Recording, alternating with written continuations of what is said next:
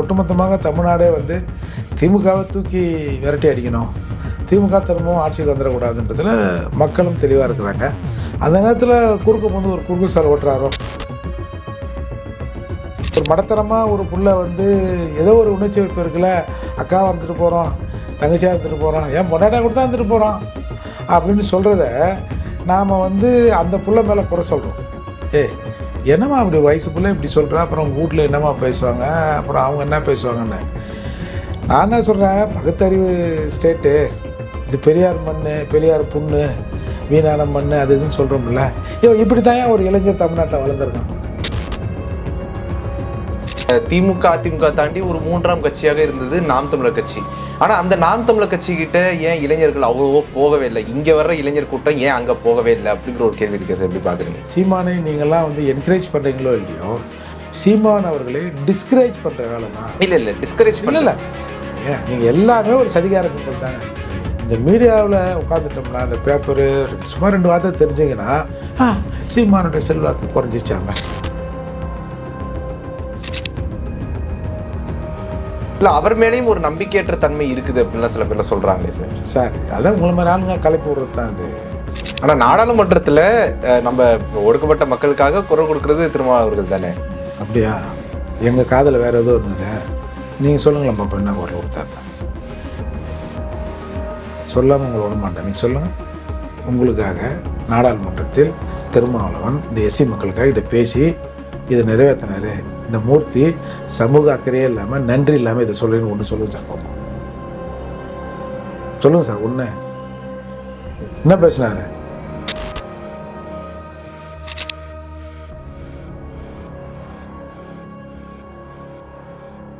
Sir வணக்கம் sir. வணக்கம். எப்படி இருக்கீங்க? நல்லா இருக்காங்க. சட்டமன்ற தேர்தலில் தமிழக வெற்றி கழகம் களம் காணுது, வேட்பாளர் பட்டியலாம் அறிவிச்சிட்டாங்க. எப்படி பார்க்குறீங்க சார் தமிழக வெற்றி கழகத்தினுடைய அரசியலை? யார் வேணாலும் கட்சி ஆரம்பிக்கலாம், யார் வேணாலும் வேட்பாளர் போடலாம், அதெல்லாம் ஒன்றும் பெரிய விஷயம் இல்லையா. மக்கள் ஏதோ திப்புன்னு ஓடுறாங்க, அதற்கு லாயலாக விஜய் நடந்துக்கணும், எல்லாம் அந்த கட்சி நடந்துக்கணுன்றது தான் நம்மளோட விருப்பமே தவிர, நீ கட்சி ஆரம்பிக்கக்கூடாது, நீ போகக்கூடாது, வரக்கூடாதுன்றது இல்லை. அது மட்டும் இல்லாமல் இன்றைக்கு ஒட்டுமொத்தமாக தமிழ்நாடே வந்து திமுகவை தூக்கி விரட்டி அடிக்கணும், திமுக திரும்பவும் ஆட்சிக்கு வந்துடக்கூடாதுன்றதுல மக்களும் தெளிவாக இருக்கிறாங்க.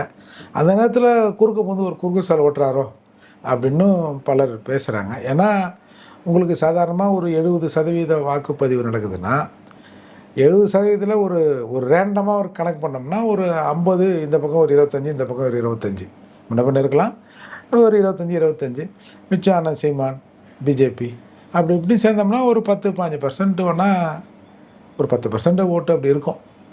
இதில் எல்லாரும் வந்து இதில் கொஞ்சம் அதில் கொஞ்சம் சேர்ந்து எனக்கு ஒரு 40-35 ஒரு 40 போட்டு என்னை முதல்வர் ஆக்கிடுவாங்கன்னா அது வந்து பகல் கனவு தான். அவ்வளோ பெரிய நாடு இல்லை இது தமிழ்நாடு. நீங்கள் வந்து நம்ம கெஜ்ரிவால் ஒரு பெரிய மாற்றத்தை கொண்டு வந்தார் ஊழலுக்கு எதிராக. அண்ணா ஹசாரேவின் போராட்டம் அது, வெறும் கெஜ்ரிவாலின் தேர்தல் வியூகம் அல்ல. அது பெரிய போராட்டம் பண்ணாங்க, வந்தாங்க, ஒரு தேர்தலில் ஆட்சியை மாற்றினாங்க. அப்படி மாத்திரங்களே இன்றைக்கி திமுக ஊழல் கட்சிக்கிட்ட ஒரு சீட்டு கேடுங்க, ஒரு சீட்டு கொடுத்தா நல்லாயிருக்கும், நாங்கள் கூட்டணியில் நிற்போம் அப்படின்ற அளவுக்கு ஆயிட்டாங்கன்ற போது விஜயால் ஒரு மிகப்பெரிய மாற்றத்தை வரும் தேர்தலில் ஏற்படுத்த முடியுமா அப்படிங்கிறது மிகப்பெரிய சந்தேகம். ஆனால் அவர் ஏதாவது இந்த மக்களுக்கு செய்யணும். ஏன்னா ஒரு அப்படியே என்னமோ திப்புன்னு ஓடுறான் இன்றைக்கி. நான் பெருமையாக சொல்லுவேன். இன்றைக்கு வந்து பல பெரிய கட்சிகள், திமுக கூட வந்து ஆளை வச்சு கூட்டு போய் கூட முதல்வர் கை காட்டும் போது, இல்லை துணை முதல்வர் கை காட்டும் போது ஒருத்தனாங்க இல்லை, வெறும் காற்றை தான் கை காட்டு வராங்க. ஆனால் விஜயை பொறுத்தவர்கள் என்னமோ ஓடுறான் இளைஞர், திப்புன்னு ஓடுறான். அவர் ஒரு மாதிரி அது கடைசியில் ஆக்டுன்றாங்க, ஆக்டோ நிஜமோ. சில பிள்ளைங்க சொல்லுதில்ல, நீங்கள் ஒரு மடத்தனமாக ஒரு புள்ள வந்து ஏதோ ஒரு உணர்ச்சி வைப்பு இருக்குல்ல, அக்கா வந்துட்டு போகிறோம், தங்கச்சியாக இருந்துட்டு போகிறோம், ஏன் பொண்டாட்டா கூட தான் இருந்துட்டு போகிறோம் அப்படின்னு சொல்கிறத நாம் வந்து அந்த புள்ள மேலே குறை சொல்கிறோம். என்னம்மா அப்படி வயசு பிள்ளை இப்படி சொல்கிறா, அப்புறம் உங்கள் வீட்டில் என்னம்மா பேசுவாங்க, அப்புறம் அவங்க என்ன பேசுவாங்கன்னு. நான் என்ன சொல்கிறேன், பகுத்தறிவு ஸ்டேட்டு இது, பெரியார் மண், பெரியார் புண்ணு, வீணான மண், அது இதுன்னு சொல்கிறோம்ல. இப்படி தான் ஒரு இளைஞர் தமிழ்நாட்டில் வளர்ந்துருக்கான். உங்கள் லட்சணம் இந்த நாட்டை நாங்கள் திருத்திட்டோம், வீட்டை திருத்திட்டோம், அதை திருத்திட்டோம், இதை திருத்திட்டோன்னு சொன்னீங்கல்ல, உங்கள் முகத்தில் காரி துப்புற மாதிரி தான் அந்த புள்ள பேசுது. அந்த மாதிரி பல புள்ள பேசுது.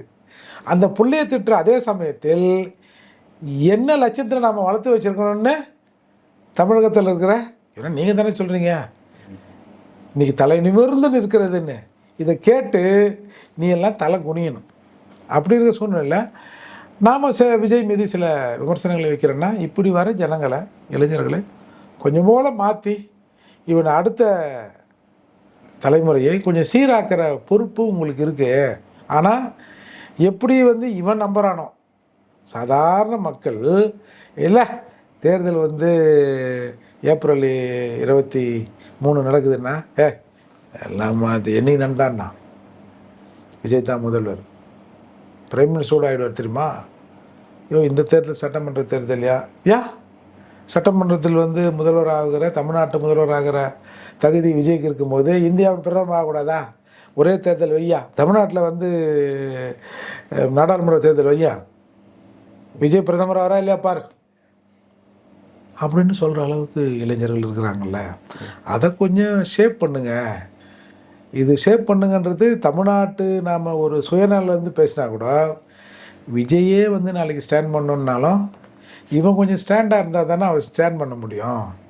இவங்க இந்த மாதிரி இருந்தாங்கன்னா திப்புன்னு குழியோ முயோன்னு கத்திக்கின்னு ஓடிக்கின்னு ஓடியாந்துக்கின்னு வயிற்றுல அடிச்சிக்கின்னு அவன் அழுகுறானா சிரிக்கிறானே தெரியாத நிலையில் பலர் இருக்கிறதால தான் நாம் வந்து விஜய் மீது உள்ள அக்கறையில் சொல்கிறோம். சரி இவன் தான் வந்து நாளைக்கு முதல்வர் ஆகிடுவார் அப்படின்னு இந்த இளைஞர்கள் சொல்கிறாங்கன்னா, உன் கூட இருக்கிற ஏற்கனவே பல கட்சிகளில் இருந்தவர்கள் கூட நம்புகிற மாதிரியே போய் சொல்கிறாரு, நீங்கள் நம்ம தான் முதல்வர், நாம் வந்து 234 தொகுதியை 1-2 ஒருத்தனை விடக்கூடாதா? அப்போது இவங்க ப்ராக்டிக்கலாக இல்லை, ப்ராக்டிக்கலாக இல்லாதால என்னத்தையோ சொல்லி அவரையும் ஏமாற்றி இந்த ஜனங்களையும் ஏமாற்றி இந்த வந்து இளைஞர்களை சீரடிக்கிறாங்கன்ற எண்ணத்தில் தான் நாம் வந்து சில அலிகேஷன்களை சில குறைகளை சொல்கிறோம். மற்றபடி அரசியலுக்கு வரட்டும், வந்து எல்லாம் பார்த்து தெரிஞ்சு எல்லாருக்கும் ஒரு தெளிவு வரட்டுமே. என்னென்னா புதுசாக ஒருத்தர் பின்னால் ஓடி ஓடி ஓடி ஓடி இவர்கள் வந்து ஒரு தெளிவு பெறத்துக்குள்ளே இன்னும் 10 ஆண்டு 5 ஆண்டு இந்த இவர்கள் இளைஞர்கள் ஏமாற்றப்பட்டு மடைமாற்றப்படுகிறார்கள் என்ற ஆதங்கம் தானே தவிர நமக்கு வேறு ஒன்றும் இல்லை. நமக்கு ஒரு இதில் ஒரு கேள்வி இருக்குது சார். என்னென்னா இன்னைக்கு இளைஞர்கள் எல்லாம் தாவேக்கா பக்கம் போகிறாங்க அப்படின்னு நீங்கள் சொல்கிறீங்க. ஆனால் திமுக அதிமுக தாண்டி ஒரு 3ஆம் கட்சியாக இருந்தது நாம் தமிழர் கட்சி. ஆனால் அந்த நாம் தமிழர் கட்சிக்கிட்ட ஏன் இளைஞர்கள் அவ்வளவோ போகவே இல்லை? இங்கே வர்ற இளைஞர் கூட்டம் ஏன் அங்கே போகவே இல்லை அப்படிங்கிற ஒரு கேள்வி இருக்குது சார். எப்படி பார்க்குறீங்க? ஏங்க இப்போ இந்த விஜய் கிட்ட ஒரு பொருளை சொல்லிச்சு இல்லையா, அப்போ அது ஏதோ ஒரு உணர்ச்சி வசப்பொருட்களை சொல்லிச்சு. இந்த மாதிரி நாம் தமிழரில் இருக்கவங்க சொல்லுவாங்களா, நீங்கள் அந்த பிரச்சனை சொல்கிறீங்க இந்த பிரச்சனை சொல்கிறீங்க, நாங்கள் வந்து அண்ணனுக்கு தேவைன்னா நாங்கள் எடுத்துகிட்டு போகிறோன்னு யாராவது சொல்லுவாங்களா? ஏன் சொல்ல மாட்டாங்க? ஏன்னா இது 0.5%, 1%, 2%, 3%ன்னு 8.2% அரசியலாக வளர்க்கப்பட்டவர்கள். நான் சீமானவர்களை வைத்துக்கொண்டு சீமான் மேடையில் கூட சொல்லியிருக்கேன், இன்றைக்கி சீமான் பேசுகிற அரசியலை அண்ணனே இன்னைக்கு நாளைக்கு பேசலாம் கூட அண்ணனை தாண்டி எதிரே இருக்கிறவர்கள் பேசுவார்கள் அப்படின்னு சொல்லியிருக்கிறேன். அதால் நீங்கள் வந்து சீமான் அவர்களை போய் சீமான் பேசுகிற அரசியலை நீங்கள் எந்த அரசியலோடும் கம்பேர் பண்ணாதீங்க. இது வந்து குறிப்பாக சீமானை நீங்கள்லாம் வந்து என்கரேஜ் பண்ணுறீங்களோ இல்லையோ, சீமான் அவர்களை டிஸ்கரேஜ் பண்ணுற வேலை தான். இல்லை டிஸ்கரேஜ் பண்ணல. ஏன் நீங்கள் எல்லாமே ஒரு சதிகார கும்பல் தாங்க. இந்த மீடியாவில் உட்காந்துட்டோம்னா அந்த பேப்பரு சும்மா 2 வார்த்தை தெரிஞ்சிங்கன்னா சீமானுடைய செல்வாக்கு குறைஞ்சிச்சாம. இல்லை செல்வாக்கு குறையலன்னு சொல்லல. அதாவது இப்பேற்பட்ட இளைஞர் பட்டாளத்தை வந்து சீமான் அவர்கள்ட்டையும் ஒரு இளைஞர் பட்டாளம் இருக்குது. ஆனால் ஏன் முழுமையாக அங்கே கொண்டு போகலை அப்படிங்கிற ஒரு கேள்வி. அது யார் தப்பு? இது சொல்லுங்கள், யார் தப்பு? இது இளைஞர்கள் மீது தானே அது குறை. யார் நல்லது சொல்கிறா யார் கெட்டது சொல்கிறான்னு திருந்த வேண்டியது இளைஞர்கள் தான். சீமானை எப்படி நீங்கள் குறை சொல்லுவீங்க? சீமான் வந்து இந்த கும்பலுக்கு ஒரு அரசியல், இந்த கும்பலுக்கு அரசியல், புரிஞ்சவனுக்கு ஒரு அரசியல், புரியாதவனுக்கு ஒரு அரசியல். இல்லை அவர் மேலேயும் ஒரு நம்பிக்கையற்ற தன்மை இருக்குது அப்படின்லாம் சில பேர்லாம் சொல்கிறாங்களே சார். சார் அதான் உங்களை மாதிரி ஆளுங்க கலைப்பு விடுறது தான் அது. உங்களுக்கு வந்துங்க தமிழ்நாட்டில் இருக்கிற தமிழர்கள் வளம் பெற்று விடக்கூடாதுன்னு இங்கே பல பேர் வந்து நினைக்கிறான். அத்தகைய ஆளுகள் தான் சீமானுடைய செல்வாக்கு வந்து விஜயால் குறைஞ்சி போச்சு அப்படின்னு கலைப்பி விட்றீங்க. நான் கூட சொன்னேன், சீமா நாளைக்கு ஆட்சியை பிடிச்சிருவாரா? அதற்கான வாய்ப்பு இப்போது இல்லை, நான் கூட ஒத்துக்கிறேன். ஆனால் அந்த அரசியல் மீது எவரும் குறை சொல்வதற்கு எவனுக்கும் தமிழகத்தில் தகுதி இல்லை. அது மட்டும் இல்லாமல் இந்த விஜயை கொண்டு போய் சீமான் கூட கம்பேர் பண்ணி விஜய் வந்ததால் சீமானின் ஓட்டு குறையுமா, சீமானின் செல்வாக்கு குறையுமா அப்படின்னா நீங்கள் வந்து அது நாம் தமிழரில் இருக்கிற அந்த அரசியல் பேசுகிறான்ல அவனை அசிங்கப்படுத்துறதுக்கு சம்மந்தங்க அது. நீங்கள் வந்து இன்றைக்கி 36 லட்சம் ஓட்டுகளை வாங்கியிருக்காருன்னா 36 லட்சம் பேர் நாம் தமிழர் உறுப்பினரா சொல்லுங்கள். இந்த தமிழ் தேசிய உணர்வு உள்ளவங்க எல்லாருமே வந்து ஓட்டு போட்டிருப்பாங்க. அது குறிப்பாக பெரும்பான்மையான ஓட்டு நாம் தமிழர் ஓட்டாக இருந்தாலும் இந்த சிந்தனை உள்ளவன் எல்லா கட்சியிலும் இருப்பான். இப்போ எடப்பாடியார்கிட்ட போய் கேட்டாங்க, ஏங்க இந்த திராவிடத்தை பற்றி கொஞ்சம் சொல்லுங்களேன் அப்படின்ட்டு. என்னதையாவது ஒரு 4 வார்த்தை சொல்லியிருக்கலாம். அவர் என்ன சொல்கிறாரு, அதெல்லாம் நான் படித்தவங்ககிட்ட போய் கேளுங்க, அதெல்லாம் நமக்கு ஒன்றும் தெரியாதுங்க நமக்கு அப்படின்னு சொல்லிட்டு போகிறாருன்னா என்ன அர்த்தம்? திராவிடம் என்ற அரசியலை நாம் இன்றைக்கி வந்து அதை வந்து விரிவாக பேசணும்னா இங்கே ஒரு தமிழ் தேசிய அரசியல் வளர்ந்துருக்கு. அதை வந்து நாம் வந்து கொச்சைப்படுத்தக்கூடாது. அது வேறு மாதிரியான சிந்தனையை இங்கே உருவாக்கிடும், வேறு மாதிரியான விமர்சனங்களை உருவாக்கிடும். ஏன் வந்து புரட்சி தமிழர்னாரு, புரட்சி திராவிடன்னு போட்டுக்க வேண்டியதானே அவர்? அப்போ அவரும் அதை உணர்கிறார். இன்றைக்கு வந்து இந்த அரசியல் வெற்றி பெறும் காலச்சூழல் வந்து இந்த தேர்தல் வந்து அதிமுகவா திமுகவா அப்படிங்கிற நிலையில் இருக்குது. அப்போது திமுகவுக்கு அல்லது இந்த ஆட்சி முறைக்கு ஒவ்வாத, இந்த ஆட்சி முறைக்கு சரியில்லைன்னு நினைக்கிறவங்க ஓட்டெல்லாம் சிதறக்கூடாதுன்றதால் தான் நாம் வந்து எடப்பாடியார் தலைமையில் இருக்க என்டிஏ கூட்டணி ஜெயிக்கணும். இதில் ஒரு ஓட்டு அங்கே ஓட்டு இங்கே ஓட்டு பிரிஞ்சு திரும்பவும் இவர்கள் ஏற்கனவே வந்து அதிமுகவுக்குள்ளே இருந்த பிளவால் ஒரு 3% தானே சொல்கிறாங்க. அது அப்புறம் பார்த்தா அது 1.5%ட்டாங்கன்னு வச்சுங்க. எப்படியோ ஒரு 100ல் ஒரு 3 பேர் மாறி போட்டதால தான் இதை நாம் சுமக்க வேண்டிய கட்டாயத்துக்கு தள்ளப்பட்டோம். திரும்பவும் அந்த குழப்பம் வந்துடக்கூடாதுன்றதால தான் நாம் வந்து அதிமுகவை ஆதரிக்கிறோமே தவிர வேறு மற்ற அரசியல்லாம் சரியில்லைன்னா இல்லை. இப்போதைக்கே நேரடி போட்டி திமுகவா அதிமுகவா. அதில் வந்து நீங்கள் வந்து அப்படி இருக்கிற நிலையில் நீங்கள் நேரடி போட்டி சீமானுக்கா வந்து விஜய்க்கான்னு சொல்கிறதே வந்து சீமான் மேல் இருக்கிற காழ்ப்புணர்வை தாண்டி இன்னொன்று என்ன சொல்கிறாங்கன்னா, சீமானை விட விஜய் வந்து நிறைய வாக்குகள் பெறுவார் அப்படின்லாம் சொல்கிறாங்களே. சரிங்க, என்ன பண்ணலாம் சொல்லுங்கள். 1000 பேர் உட்காந்து குடிக்கிற ஒயின் ஷாப் போட்டு தான் இருக்குது.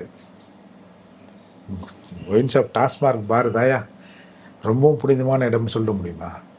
நான் வந்து விஜயை வந்து டாஸ்மார்க் பாரோட ஒப்பிடலை, கூட்ட எண்ணிக்கைக்காக சொல்கிறேன். வரட்டும். இப்போ நீங்கள் வேணால் பாருங்கள், ஒரு தேர்தலில் விஜய்க்கு நம்ம அரசியலாக நீங்கள் இருக்கணும், உங்கள் கட்சிக்காரங்க இருக்கணும், உங்கள் பொறுப்பாளர்கள் இருக்கணும் தான் நாம் சொல்ல வரோம். அப்படி இல்லைன்னா இன்றைக்கி ஓட்டு போடுறோம்ல முதல் பேட்ச்சு, இவன் நாளைக்கு போட மாட்டான் சார். அம்பேத்கர் பேரை சொன்னால் 3 நிமிஷம் ஆச்சு கைத்தட்டல் அடங்குவதற்குன்னு சொன்ன பிறகு நீங்கள் வந்து இதே மாதிரி எங்கள் பிரச்சனையில் எதுவும் பேசாமல் இருந்தீங்கன்னா நாளைக்கு இவன் நிற்க மாட்டான் சார். இன்றைக்கி திருமாவளவன் எதுக்கு டீக்ரேட் பண்ணுறாங்க? அந்த பெண் நிறுவனம் ஒரு சர்வே எடுத்திருக்கான். 40லேருந்து 45 வயசுக்கு மேலே இருக்கிற கொஞ்சம் மெச்சூராக இருக்கிற பட்டியல் சமூகத்து குறிப்பாக பறையர்கள் திருமாவளவனை நம்பலை. பெரும்பாலான இளைஞர்கள் திருமாவளவனை விட்டு விஜய்கிட்ட போயிட்டாங்க. இவங்ககிட்ட சும்மா அந்த பேரகிற சொல்லின்னு அங்கே எங்கே சுற்றிங்கிறதுக்கு ஒரு 4 பேர் இருக்கிறான். அதனால தான் 4 சீட்டில் ஆரம்பித்தாங்க. அப்புறம் நீ 4 கொடுத்தா அப்புறம் நீ 5 கேட்ப, அப்புறம் சரி போனால் போது போ ஒரு 6ஓட போப்பா அப்படின்னு சொல்லாம தான் லாக் பண்ணாங்க. அப்போது அவங்க ஒன்றும் சும்மா சொல்லலைல்ல, அப்போது அவங்க அது தரவுகளோடு எடுத்துகிட்டு தான் சொன்னாங்க. இப்போ இப்படிப்பட்ட இளைஞர்கள் விஜய்கிட்ட போகிறதுக்கு யார் காரணம்? நான் காரணமா? திரும்ப தானே காரணம். ஆனால் அவர் தான் ஒடுக்கப்பட்ட மக்களுக்காக குரல் கொடுக்குறாங்க அப்படிலாம் சொல்கிறாங்க இல்லைங்க சார்? அவரே சொல்கிறாரு சார், நான் வந்து உன்னை கோட் சூட்டு போட வச்சேன், பிஹெச்டி படிக்க வச்சேன், எல்கேஜி பசங்களாம் மாறி நிற்கிறேன் நானா சொல்கிறேன்? இல்லை என் கூட இருந்தவங்க எண்ணிக்கையில் திருமாவளவோட நாங்கள் சிறிய சக்தியாக இருக்கலாம், இருந்தாலும் எங்கள் கூட இருந்தவங்களாம் விஜய் கிட்ட போயிட்டான்பா அப்படின்னு நான் என்றைக்காவது அழுதுருக்குன்னா புரண்டுருக்குன்னா நீ தானே சொல்கிற. நம்பாதீங்க, அவன் எல்கேஜி, அவங்ககிட்ட போகாதீங்கன்னு யார் சார் வெளிப்படையாக ஒப்பாரி விடுறது? யார் சார் அழுவுறது? அவரு தானே. அது அவரோட மிஸ்டேக் தான். எப்படி ஓடும்? அதிகாரத்தை கைப்பற்றணும்னா நம்ம அப்படி தானே சார் ஒரு சமரசம் கொஞ்சம் கொஞ்சம் இப்படி இருக்க தானே சார் செய்யும். என்ன அதிகாரத்தை கைப்பற்றுறதுன்னா? அதிகாரத்தை கைப்பற்றது அடிமையாக இருக்கிறதா? அதிகாரத்தை கைப்பற்றினா திமுக கூட கூட்டணி வைக்கணும், 6 சீட்டு வாங்கினா 4 சீட்டு வாங்கி 4 எம்எல்ஏ. பாஜகவுடைய பாசிசத்தை எதிர்ப்பதற்காக அப்படி இருந்துதான் தேவையில்லைன்ற நான் என்ன இன்னும் எத்தனை நாளைக்கு இந்த பாஜகன்னு இங்கே கதை விட்டு திருவீங்க? சொல்லுங்கள். ஒரு பேச்சுக்கு நாளைக்கு பாரதிய ஜனதா ஆட்சி அதிகாரத்தை பங்கு இருக்குது, எல்லாம் செத்து போயிடுவீங்களா? தற்கொலை பண்ணி செத்துருவீங்களா? இப்படி இன்னும் எத்தனை நாளைக்கு தான் அந்த பாஜக பூந்துருன்ற கதையை நீங்கள் வந்து உருட்டுவீங்க? பாஜகவை விட மோசமானவர்கள் நீங்கள். பாஜக நடக்கிற மாநிலங்கள் கூட எந்த மாநிலத்திலும் டேங்கில் போய் தண்ணியை கலக்கலை. உன் ஆட்சியில் கலந்துருக்கலாம். இதை பேசு. பாஜக ஆட்சிக்கு வருதுங்க, தமிழகத்தில் இருக்கிற எஸ்சிலாம் நாளைக்கு வெளில வரக்கூடாது சட்டம் போட்டுருமா? சொல்லுங்கள். என்னமோ நீ என்னமோ எங்களை எடுத்து போய் தேரில் வச்ச மாதிரியும் நீயே எங்களை சாக்கல்ல தானே கடாச்சிருக்கிற. அதால் நீ ஏன் சரியில்லை? என்னோட அவன் மோசமானவன். நீ நல்லவனா அறியா? அந்த ஆள் ரொம்ப மோசமானவன், அவன் வந்து அவள் தான். அதால் உன்னை ஏற்றுக்க சொல்கிறியா? அப்படி தானே இங்கே ஓடுது. அதால் இந்த கதைலாம் விடாதீங்க. திரும்ப பாஜக வந்துடும், அதுதான் வந்துடுச்சே சார். யாரும் தடுக்க முடியாது சார். நீ யோகியவனாக இருந்தாலும், நீ யோகியவனாக இருந்தியா? நீ இல்லையே. அப்புறம் பாஜகவை இட்டாந்ததே நீங்கள் தானே முதல்ல தமிழ்நாட்டுக்கு. இப்போ இன்னும் ரொம்ப ரொம்ப ரொம்ப யோகிய மாதிரி பேசுகிறீங்க. ஜார்ஜ் பெர்னாண்டஸ் கிட்ட அம்பு சின்னத்தை வாங்கிட்டு வந்து திருமாவளவன் நின்னார். அப்போ தெரியல ஜார்ஜ் பெர்னாண்டஸ் வந்து ஒரு ஆர்எஸ்எஸ்ன்னு என்ன கதை விட்றீங்க? அமித்ஷாவை இப்படி பதுங்கி கும்பிடும் போது தெரியலையா? பிரைம் மினிஸ்டர் மோடி அவர்கள் எனக்கு அங்கீகாரம் தரேன்னு கேட்கும்போது தெரியலையா? இது எப்படி தெரியுமா இருக்கு? இப்போ தமிழ் தேசிய மாநாடு நடத்துகிற போகிறோன்னார்ல, ஒரு பார்லிமெண்ட்டில் போய் எம்பிஆர் போகிறான். 2 பேர் கொடுங்க, 3 பேர் கொடுங்க, நாங்கள் பார்லிமெண்ட்டை போய் அப்படியே இந்தியாவை வளைக்கிறேன்னு வரான். அப்புறம் வந்து இங்கே தமிழ் தேசிய அரசியல், தமிழ் தேசிய மாநாடு நடத்த வரான். அந்த மாதிரி இது வந்து 2ஆம் கட்ட வேலை இது. அதால் ஆனால் நாடாளுமன்றத்தில் நம்ம ஒடுக்கப்பட்ட மக்களுக்காக குரல் கொடுக்கறது திருமாவளவர்கள் தானே. அப்படியா? எங்கள் காதில் வேறு எதுவும் இருந்தது. நீங்கள் சொல்லுங்களேன் பாப்பா, என்ன குரல் கொடுத்தாருன்னு. சொல்லாமல் உங்களை விட மாட்டேன். நீங்கள் சொல்லுங்கள். உங்களுக்காக நாடாளுமன்றத்தில் திருமாவளவன் இந்த எஸ்சி மக்களுக்காக இதை பேசி இதை நிறைவேற்றினார். இந்த மூர்த்தி சமூக அக்கறையே இல்லாமல், நன்றி இல்லாமல் இதை சொல்லுன்னு ஒன்று சொல்லுங்கள் சார் பார்ப்போம். சொல்லுங்கள் சார், ஒன்று என்ன பேசினாரு? இல்லை, பழைய காணொலிகள்லாம் நம்ம பார்க்குறோம். ஈழத்தமிழர்களுக்காக, தலித் மக்களுக்காக எல்லாமே ஈழத்தில் பிடுங்க. அப்புறம் நம்ம ஈழத்தில் பிடுங்கி கட்டதெல்லாம் நம்ம தனியாக பேசிக்கலாம். பட்டியல் சமூக மக்களுக்காக என்ன இதை வந்து அவர் பேசினார்? ஒன்று சொல்லு. எனக்கு திருமாவளவனார நாரே தக்பீர் அல்லாஹ் அக்பரும் பார்லிமெண்ட்டில் கத்தினார். அது மட்டும்தான் எனக்கு ஞாபகம் இருக்குது. சரி, எனக்கு தான் ஞாபக மறதி அந்த சிக்கல் இருக்குதுன்னு வச்சிங்களேன். நீங்கள் ஏதாவது ஒன்று சொல்லுங்கள். இதை செஞ்சார், 2 எம்பி இருக்காங்க. இப்போ இந்த கவின் படுகொலாம் கவினோட அப்பா சொன்னார். இது பெருமையாக எடுத்து டிவியில் வேறு போட்டு காமிச்சாங்க. மானக்கட்ட போயிடுவோம். இவங்க தலைவர் திருமாவளவன் வந்துடுவார். எதை அலற விடுவார்னார் அவர் நவீன் அப்பா? பார்லிமெண்ட் அலற விட்டுருவார். என்ன பண்ணார்? நல்லா அலறு காதெல்லாம் கீஞ்சிச்சில்ல. இதில் மூலமாக ஆட்கள்லாம் அவருக்கு ஒரு சப்பை கட்டு வேறு. சரி, ஏதோ பொறுக்கி திங்கிறவன் தான். சரிப்பா, சிறுத்தைக்காரன் ஒரு 4 பேர் இருக்கிறான்ப்பா, அவனை போய் எதிராக எதுக்குப்பா நம்ம பேசின்னு, ஐயோ அந்த பக்கமே வேணாம்ப்பா அப்படின்னு போகிறான்னா, அறிவுஜீவிகள் அப்படின்ற ஒரு வட்டம் நினைக்குது இல்லை? அது ஏன் சும்மா தாங்குது? ஏண்டா பாவீங்களா, நீங்கள் சும்மா தாங்கி தாண்டா அவர் வந்து எங்கள் சமூகத்தை பார்க்காம நாங்கள் இன்றைக்கி வந்து இன்னமும் தண்ணியை குடிச்சிக்கின்னு பல தெருக்களில் நடக்க முடியாத அளவுக்கு நாங்கள் இருக்கிறோம். எங்களை வந்து அண்ணா சூப்பர்ண்ணா, நீ அண்ணா சூப்பர்ண்ணா அப்படின்னு சொல்லி உண்மையிலே நம்ம சூப்பர் போலக்குதே, நம்ம ஜனங்களாம் சூப்பராக இருக்கிறாங்க, என்னத்துக்கு போய் இதுங்களை போய் பேசணும் அப்படின்ற ஒரு மனநிலையை எனக்கு தெரிஞ்சு இது கூட ஒரு சதியாக தான் இருக்கும்.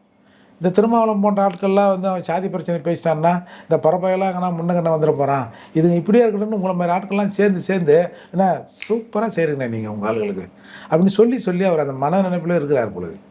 இதுவும் ஒரு சாதி அவர் சொல்கிறார்ல, சனாதன டிஸ்கிரிமினேஷன்றார்ல, ஒரு நாள் மேபி அதாக கூட இருக்கலாம்னு நினைக்கிறேன் நான். சார், இப்போ தமிழக வெற்றி கழகத்தில் வேட்பாளர் பட்டியலில் ஒருத்தர் வந்து நியமிச்சிருக்கிறாங்க. அதில் பார்த்தீங்கன்னா மிஸ்ரா அப்படிங்கிற ஒருத்தரை வந்து நியமிச்சிருக்கிறாங்க.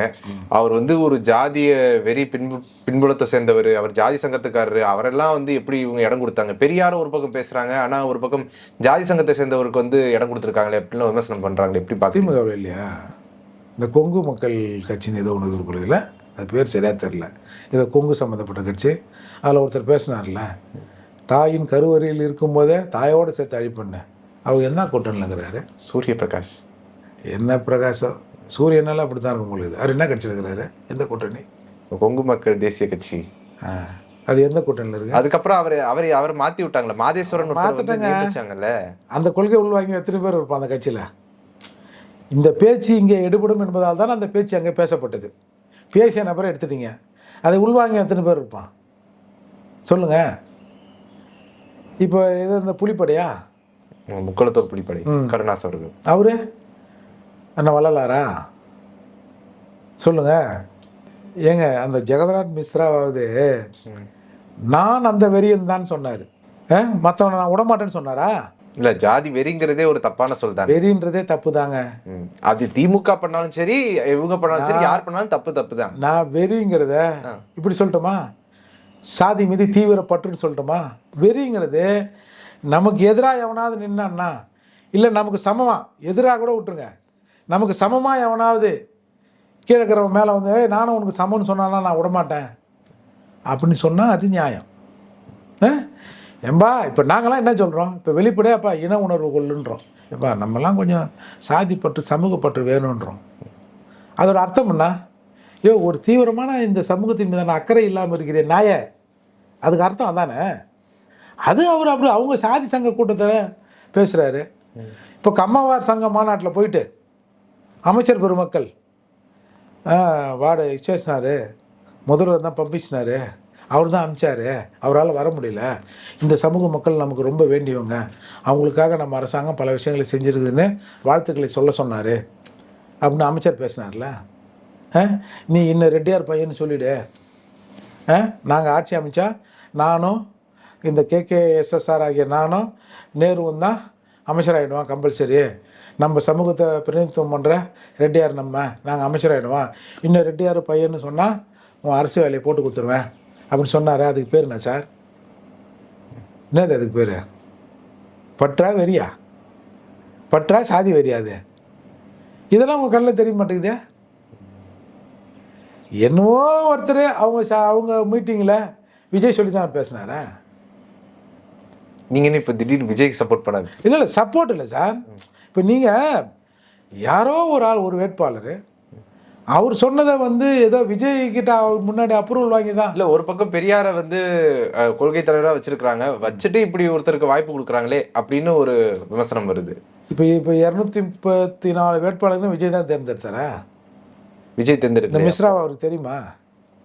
அது எப்படி அவருக்கு போகாமல் எப்படி அவர் தேர்ந்தெடுப்பாங்க சார்? ப்ராக்டிக்கலாக யோசித்து பாருங்க. அதற்கான நேரம் இருக்கா? இல்லை அதற்கான இப்படி சொல்கிறேன் சார், இப்போ இதை தானே நீங்கள் பதில் தானே எதிர்பார்த்தீங்க, அதே நான் சொல்லிடுறேன். அதுக்கான நாலேஜ் விஜய்கிட்ட இருக்கா சொல்லுங்க? இல்லை எந்த கட்சியும் சொல்கிறேன், எந்த கட்சியும் ஒரு குழு போட்டிருப்பாங்க ஃபைனலாக. அப்போ இவங்களை நியமிக்கிறதுலாம் யார் சார்? அப்போ அந்த குழு தான்.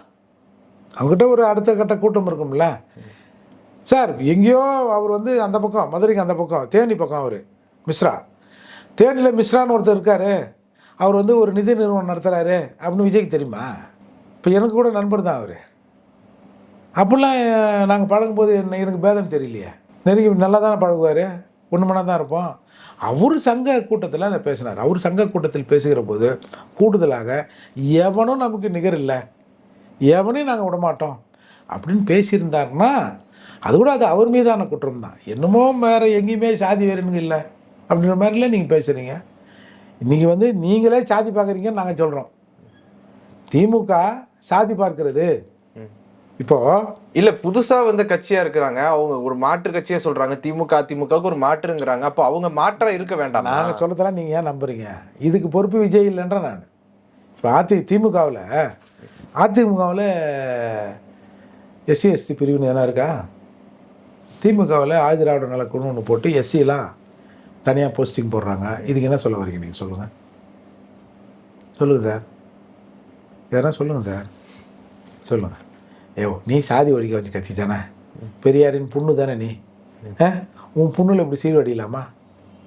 எல்லாரும் ஒன்று தானே, சமத்துவம் தானே நீ பேசுகிற. எதுக்கு ஆதிராவிட நலக்குழு போட்டு SCக்கு தனியாக போஸ்டிங் போடுற? இதை கேட்டிருக்குமா? இதை நான் சொல்லட்டுமா சாதி வேறின்னு? பேர் சொல்கிற அளவுக்கு திமுகவில் SC சமூகம் இல்லை சொல்லட்டுமா?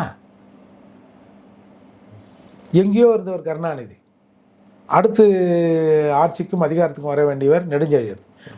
ஒரு குறிப்பிட்ட சமூகத்தை சார்ந்தவர். அவர் நல்லவராக இருந்தால் கூட அவர் ஆட்சி அதிகாரத்துக்கு அண்ணாவுக்கு பிறகு வருகிற போது அவரை சுற்றி அந்த சமூகத்தை சார்ந்த ஒரு சர்க்கிள் வந்து நம்மளை மாதிரி கீழே இருக்கிறவங்களுக்கு எதுவும் செய்ய விடாமல் பண்ணிட்டா என்ன பண்ணுறதுன்னு சொல்லிட்டு தன் சாதியின் பெயரை வெளியே சொன்னால் அசிங்கம் என்று நினைக்கிற சமூகத்திலிருந்து வந்த கருணாநிதியை நாங்கள்லாம் சேர்ந்து அடுத்த நிலைக்கு கொண்டு வந்தோம். அண்ணாவுக்கு அடுத்து அவரை கொண்டு வந்தோம். நாங்கள் எதற்காக கொண்டு வந்தோமோ அதற்கு நேர் எதிராக கருணாநிதி இருந்தார். அப்படின்னா என்ன அர்த்தம் சொல்லுங்கள் சார், என்ன அர்த்தம் அதுக்கு? இவர் வந்தார்னா நமக்கு நல்லது செய்வார், நம்ம சாதி இழிவுகளை இவர் போக்கிடுவார், இவர் சாதி வெறி இல்லாதவர், சமத்துவத்தை வேண்டுகிறவர் அப்படின்னு நாங்கள் நினச்சி கொண்டாந்தோம். அதுக்கு நேர் எதிராக இருந்தார்னா இவர் சாதி வெறி உள்ளவர், வேதங்கள் உள்ளவர் அப்படி தானே அர்த்தம் அதுக்கு. அப்போ இவ்வளோலாம் இருக்குது, இவ்வளோ வேட்பார். நான் ஒன்றும் பெருசாக இதுக்கு ஒன்றும் சப்பக்கட்டு கட்டல, இது இயல்பாக நடக்கிற விஷயம். இதுக்கே எப்படின்னா இதை விட குடும்பக்காரெல்லாம் இந்த நாட்டில் இருக்கிறான், அவன்லாம் கூட்டணியில் இருக்கிறான், அதையெல்லாம் ஒன்றும் சொல்ல மாட்டேறீங்க. தெரிஞ்சோ தெரியாமலே எங்காலும் திப்பு திப்புன்னு ஓடுறான். கொஞ்ச நாச்சும் அந்த இளைஞர்களை அரசியல் படுத்துங்க, அதுதான் தமிழ்நாட்டுக்கும் நல்லது, விஜய்க்கும் நல்லது. நீங்கள் இந்த நேரத்தில் என்னை பொறுத்தவரை இந்த நேரத்தில் தீய சக்தி திமுகன்றீங்கள்ல, எடப்பாடியார் சொல்கிறல்ல தீய சக்தி திமுகன்னு, எல்லாரும் ஒன்றா நின்று திமுகவை ஒழிக்க வேண்டிய நேரம் இது. சுய சிந்தனை உள்ளவர்களாக இருந்திருந்தால், இல்லை இந்த விஷயங்கள்லாம் தெரிஞ்சவராக இருந்திருந்தால் நீங்கள் ஓரணியில் நின்று இருக்கணும். இல்லை அதை தவறி நீங்கள் தனியாக நிற்கிறீங்க. அட்லீஸ்ட் உங்கள் பின்னாடி வர இளைஞர்களை அரசியல் படுத்துங்க. இந்த தேர்தல் இல்லைனாலும் அடுத்த தேர்தலில் அவன் சரியான இடத்தை நோக்கி போய் நிற்பான். உங்களுடைய நேரத்தை ஒதுக்கி எங்களோட கருத்தில் பந்தமைக்கு மிக்க நன்றி சார்.